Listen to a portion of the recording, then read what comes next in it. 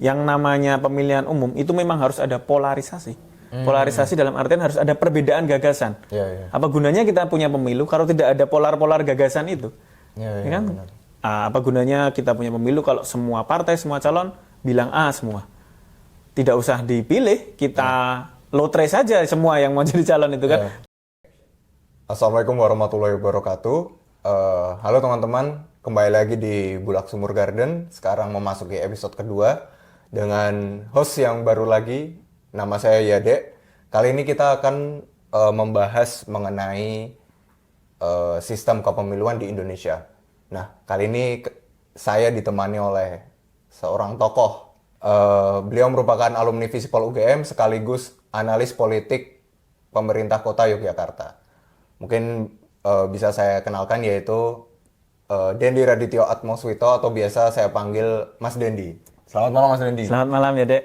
Ya, mungkin sedikit pengantar aja. Jadi bahwa Prabowo kemarin pernah berpidato bahwa beliau ingin mengubah sistem pemilu dan arahnya cenderung ke sistem proporsional tertutup karena untuk memangkas biaya.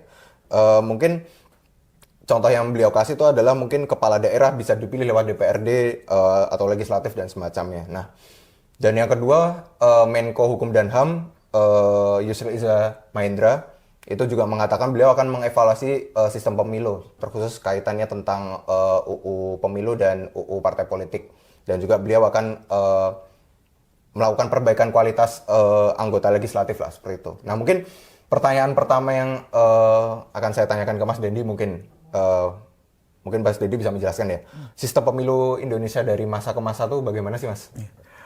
Jadi dari masa ke masa sistem pemilu di Indonesia memang secara umum dibagi dua. Jadi proporsional tertutup dan proporsional terbuka. Proporsional tertutup itu dimulai ketika pemilu 1955 sampai 2004. Sampai 2004 itu masih proporsional tertutup. Kemudian 2009 baru proporsional terbuka dan sampai sekarang proporsional terbuka.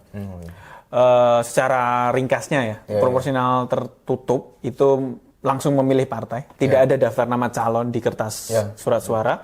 Sedangkan proporsional terbuka ada. Itu dimulai tahun 2009. Dulu pemilu 2009 itu unik karena itu pertama kalinya dikenalkan istilah mencontreng. Jadi itu satu-satunya pemilu yang ada contreng, checklist. Di 2014 sampai sekarang diubah lagi menjadi mencoblos. Jadi secara umum memang dibagi dua, jadi sistem proporsional tertutup dan proporsional terbuka. Itu untuk yang legislatif DPR dan DPRD ya terutama. Kalau DPD kan sejak awal dipilih tahun 2004 sudah sistemnya khusus. Jadi setiap daerah akan memilih 4 nama ya untuk jadi DPD dan sudah ada nama calonnya tentu saja karena independen kan, dirancang untuk independen. Jadi harus langsung ada nama calonnya. Mungkin saya membaginya jadi 4 Mas ya. Ketika 1955, terus masa Orde Baru dan juga masa transisi sebelum memasuki masa reformasi dan juga reformasi. Menurut Mas Dendi dari keempat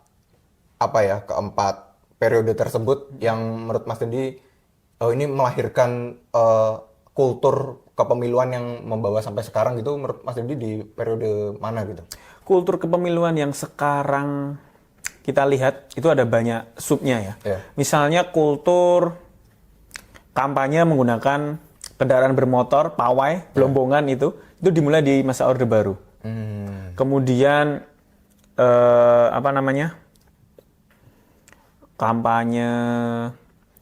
kampanye yang keras, kampanye dalam artian saling debat itu sudah ada sejak 1955. Jadi bukan barang baru. Kemudian ejek-ejek saling mengejek antar partai itu sudah ada sejak 1955. Jadi ini menarik ya karena kondisi sekarang itu kan seringkali disebut sebagai suatu kondisi yang mana partai-partai itu dianggap tidak punya ideologi dan pragmatis. Dan makanya cara berkampanyenya seperti itu. Padahal ketika tahun 1955, ketika masih ideologis pun caranya ya masih mirip. Artinya kan itu terbawa sampai sekarang ya. Karena barangkali begini yang sering sering luput kita pahami. Yang namanya pemilihan umum itu memang harus ada polarisasi. Polarisasi dalam artian harus ada perbedaan gagasan. Apa gunanya kita punya pemilu kalau tidak ada polar-polar gagasan itu? Ya kan? Apa gunanya kita punya pemilu kalau semua partai, semua calon bilang A semua? Tidak usah dipilih, kita lotre saja semua yang mau jadi calon itu kan. Toh nanti juga akan idenya A, kebijakannya juga A. Maka dari itu, kalau menurut saya pribadi, yang namanya pemilihan umum itu harus ada perbedaan gagasan, harus ada perbedaan kebijakan yang dibawa oleh mereka yang maju di pemilihan umum. Mungkin ketika Mas Dendi melihat sekarang di masa reformasi ya, berarti praktis dari tahun 2004 sampai 2024 sekarang ya. Mungkin menurut Mas Dendi apakah itu merupakan bagian dari dorongan perubahan zaman adanya sistem kepemiluan yang sekarang gitu? Ya, pastinya ya, karena proporsional terbuka yang dimulai tahun 2009 itu tadi sebenarnya itu merupakan evaluasi dari pemilu-pemilu sebelumnya. Karena dianggap di pemilu-pemilu sebelumnya pemilih itu hanya memilih kucing dalam karung karena tidak tahu ketika dia mencoblos partai A nanti siapa yang akan jadi perwakilannya. Jadi proporsional terbuka itu sebuah gagasan, sebuah kebijakan yang untuk mengadres masalah memilih kucing dalam karung ini. Awalnya seperti itu. Tetapi kemudian memang karena persaingannya menjadi lebih terpersonalisasi, melahirkan beberapa masalah juga tentu saja. Kita tidak bisa memungkiri bahwa proporsional terbuka memang harus diakui lebih demokratis daripada proporsional tertutup, tetapi tidak tanpa masalah. Yang pertama politik uang. Politik uang itu harus diakui lebih mungkin muncul dalam proporsional terbuka. Dalam artian politik uang yang ke masyarakat. Kalau dalam sistem proporsional tertutup, saya yakin politik uang itu ada, tapi dia beredar di internal partai saja. Itu yang pertama. Yang kedua adalah persaingan dalam partai itu sendiri. Kan dalam sistem proporsional terbuka, seringkali calon itu tidak hanya bersaing dengan calon partai lain, tetapi calon dalam partainya sendiri. Dan itu sering terjadi. Yang ketiga, juga sering terjadi jual beli suara antar calon itu. Jadi harus diakui proporsional terbuka berhasil mengadres masalah kita tidak memilih kucing dalam karung karena kita tahu kan yang kita pilih siapa. Tetapi bukan berarti dia tanpa masalah. Nah mungkin ketika Mas Dendi melihat ya sistem sekarang kan proporsional terbuka yang walaupun itu masyarakat dibebaskan untuk memilih calonnya siapa yang mau mereka pilih, tapi kan juga di sisi lain meningkatnya, saya membahasakan mungkin inflasi dana kampanye personal ya tentunya. Nah mungkin Mas Dendi melihat hal tersebut, apa sih yang perlu dievaluasi dari sistem kepemiluan yang sekarang gitu? Banyak ya sebenarnya ya. Tetapi kaitannya dengan dana kampanye itu tadi harus mau tidak mau salah satu solusinya adalah meningkatkan pembiayaan partai politik dari APBN. Jadi partai-partai politik itu harus dibiayai dari APBN karena APBN itu adalah uang rakyat sehingga mereka bertanggung jawab, harus akuntabel, harus melaporkannya, sehingga setiap partai itu punya dana kampanye yang sama. Pertama itu. Jadi dengan diberi pembiayaan dari APBN itu, titik start awal partai-partai itu kan sama. Jadi persaingannya adil. Yang kedua, harus ada aturan juga yang mengatur sumbangan ke partai politik. Jadi berapa uang yang bisa disumbang oleh, katakanlah kan memang boleh ya pembiayaan dari masyarakat publik itu. Publik boleh. Dan harus bisa diaudit. Sehingga kan akan kelihatan dana hanya segini. Kok ada calon yang bisa berkampanye menggunakan ini, kan berarti dia menambah sendiri. Nah, menambah sendiri ini untuk apa peruntukannya? Harus jelas, harus diatur juga. Sebenarnya sudah diatur ya. Misalnya di pemilu 2024 kemarin itu boleh memberikan apa? Seingat saya barang atau apa yang senilai maksimal 100.000 atau 60.000 gitu. Jadi yang hal seperti itu aturan-aturan yang sudah ada itu diperketat. Kemudian kalau menurut saya pribadi, pembiayaan partai politik harus dari uang rakyat melalui APBN itu. Supaya bisa diaudit, akuntabel, dan mereka merasa lebih bertanggung jawab pada rakyat. Mungkin atas dasar masalah yang tadi begitu banyak ya, dan Mas Dendi juga menyampaikan evaluasi, apakah bijak menjadikan sistem sebelumnya, yaitu sebelum masa reformasi sebagai solusi sistem kepemiluan yang sekarang gitu?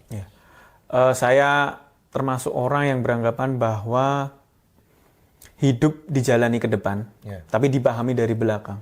Dalam artian kita harus melihat sejarah untuk bisa melangkah ke depan. Saya kira kembali ke belakang sama persis adalah tindakan yang belum bisa dibilang perlu, dan tidak bisa dibilang bijak juga menurut saya, karena banyak juga kekurangannya. Meskipun sistem yang sekarang juga banyak kekurangannya. Dalam pandangan saya pribadi, mungkin kita bisa mencari alternatif lain. Kalau saya pribadi, malah berpikir kira-kira ini bisa kita cari sistem yang memperkuat party ID. Ya kan argumen yang mendukung proporsional tertutup adalah kalau hanya memilih partai nanti pembabakan ideologi di Indonesia itu jelas, karena langsung memilih partai. Tapi di sisi lain kita juga perlu mempertimbangkan itu tadi masalah memilih kucing dalam karung yang ada secara inheren dalam proporsional tertutup. Kalau menurut saya mungkin kita bisa mempertimbangkan sistem distrik. Sistem distrik ya. Tetapi membagi jumlah distriknya sama dengan jumlah anggota DPR yang sekarang. Sekarang itu sekitar 560-an ya. Jadi sekitar 560-an itu kita bagi Indonesia menjadi 560-an daerah pemilihan. Masing-masing di tiap daerah pemilihan itu, partai politik hanya boleh mencalonkan satu calon saja. Jadi di daerah pemilihan DIY sekarang kan ada 8 anggota DPR ya, misalnya. Nah itu DIY dibagi jadi 8 daerah pemilihan lagi. Sehingga tiap daerah pemilihan itu hanya akan memilih satu calon yang langsung ke DPR. Itu akan memudahkan orang-orang di daerah pemilihan untuk menghubungi calon yang jadi anggota DPR. Karena jelas dia diwakili oleh siapa. Yang kedua, itu juga memperkuat party ID. Karena tiap partai hanya satu calon. Memang nanti ribetnya di penyelenggara pemilu ya, karena dia akan mencetak banyak sekali surat suara yang berbeda kan, karena harus ada 560 cetakan untuk misal DPR RI saja. Itu juga berlaku untuk tingkatan bawahnya. Misalnya anggota DPRD di kabupaten kota itu anggotanya 40. Ya, kota itu akan dibagi menjadi 40 daerah pemilihan kecil-kecil itu, sehingga calon-calon yang mencalonkan diri sebagai anggota DPRD ya cukup kampanye di daerah setingkat kelurahan atau subkelurahan saja. Orang-orang di sekitar situ jelas mereka diwakili oleh siapa. Betul. Dana kampanyenya turun, party ID-nya juga meningkat. Kan karena ada aturan tiap parpol hanya boleh mencalonkan satu calon toh nanti yang terpilih juga cuma satu kan dari daerah pemilihan itu ya, kertas suaranya ya tinggal partai saja kan, tapi jelas dia yang akan kampanye di daerah situ. Mungkin saya mengambil salah satu sistem tadi yang Mas Dendi bilang itu ada sistem distrik gitu ya. Mungkin itu kan salah satu sistem juga yang digunakan di salah satu negara tertentu. Nah mungkin Mas Dendi bisa nggak menjelaskan secara singkat aja mungkin gimana sih kalau sistem kepemiluan di negara-negara lain, dan mungkin bisa menjelaskan juga dari sistem distrik itu dari negara mana dan segala macamnya mungkin. Sistem distrik dipakai di cukup banyak negara ya yang terkenal, tentu Amerika Serikat dan Inggris pakai sistem distrik. Kemudian selain sistem proporsional dan distrik, sebenarnya ada satu sistem lagi yang seringkali diberikan sebagai contoh ya kalau membahas sistem pemilu, yaitu sistem preferensial. Jadi kita tidak hanya memilih satu calon, tetapi meranking calon-calon. Jadi misalnya ada 4 calon, tiap-tiap calon kita beri nilai. Nah, itu di Australia. Di Australia seperti itu. Kemudian di beberapa negara bagian di Amerika Serikat seperti itu. Jadi memang sistem pemilu itu disesuaikan tentu dengan kebutuhan masing-masing negara ya. Dan saya rasa bukan tanpa itu bukan sesuatu yang sakral. Bisa diubah-ubah dan sesuai perkembangan zaman. Iya. Mungkin menyambung tadi Mas Dendi ya bilang bahwa itu disesuaikan dengan dengan negara masing-masing dan juga dengan perkembangan zaman. Mungkin kalau dari pendapat Mas Dendi, sistem pemilu yang ideal bagi Indonesia itu yang bagaimana sih sekarang? Sekarang saya masih berpendapat ya, mungkin ide distrik tadi masih bisa dicoba. Karena menurut saya itu bisa menengahi perdebatan antara terbuka dan tertutup, kemudian bisa menurunkan dana kampanye. Kemudian dia juga bisa membuat keterwakilan masyarakat itu jelas, dia diwakili oleh siapa. Karena distriknya kan kecil di situ. Tetapi mungkin yang jadi pertimbangan adalah kalau dalam sistem distrik itu kan winner take all. Jadi tidak ada hitungan sisa suara calon lain tuh kemana, dia kan terbuang gitu ya. Tetapi saya kira dengan membagi distriknya sebegitu banyak, tidak akan ada yang namanya suara terbuang. Karena toh ketika seseorang terpilih sebagai pejabat publik, dia terpilih untuk mewakili semuanya, bukan hanya pemilihnya. Harusnya kalau kita pakai logika, nanti suaranya terbuang lah, berarti presiden, wakil presiden yang terpilih dengan berapa persen suara itu, suara yang lain terbuang. Ya enggak kan, dia bekerja untuk semuanya kan. Berapapun dia dipilih, berapapun persentase dia pilih, berapapun persentase orang yang memilih dia, dia bekerja untuk 100% rakyat Indonesia. Harusnya seperti itu. Jadi tidak perlu ada kekhawatiran suara terbuang gitu. Menurut saya pribadi ya. Tetapi saya sering lihat kenapa orang menolak sistem distrik ini, yaitu suara terbuang itu. Dan menurut saya tidak relevan karena begitu Anda jadi pejabat publik, ya Anda bekerja untuk 100% rakyat Indonesia. Soalnya kan sering ada kadang anggota DPR ya khususnya kalau mungkin di Indonesia nih, saya nggak mau bekerja untuk ini bukan dapil saya, ada segala macam gitu ya. Betul. Ya, mungkin sedikit merangkum aja teman-teman. Ketika saya tanyakan kepada Mas Dendi apa sih sistem yang pemilu yang ideal, nah Mas Dendi ini menawarkan ide yang cukup menarik, yaitu sistem distrik, di mana keuntungannya itu adalah yang pertama, dananya yang dikeluarkan oleh dana untuk kampanye itu tidak begitu besar, dan juga hanya satu calon yang dimajukan, dan yang ketiga juga calon ini hanya mewakili satu distrik tertentu, satu kecamatan atau sub kecamatan tertentu. Nah, mungkin seperti itu. Nah, mungkin terima kasih atas waktunya Mas Dendi sudah mau repot-repot di kita diskusi malam ini tentang sistem pemilihan di Indonesia. Mungkin segitu dulu teman-teman. Terima kasih sudah mendengarkan. Wassalamualaikum warahmatullahi wabarakatuh. Waalaikumsalam.